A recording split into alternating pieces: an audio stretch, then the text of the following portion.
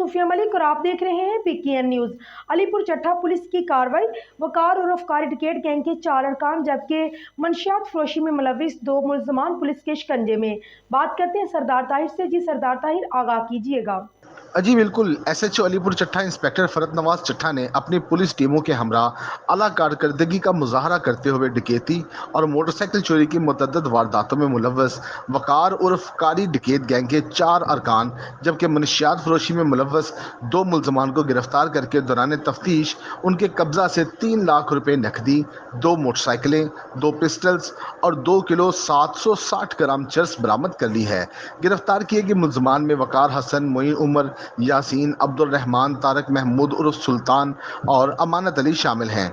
इब्तदाई तफ्तीश में गैंग्स के मेंबरान ने इंकशाफ किया कि वो अलीपुर चट्टा और उसके मुज़ाफ़ात में असलहा के जोर पर राहगीरों से नकदी और मोटरसाइकिल छीनते, जबकि मनशियात फरोशी में मुलव्वस मुल्ज़मान ने बताया कि वो वज़ीराबाद के मुख्तलिफ इलाकों में मनशियात भी सप्लाई करते थे।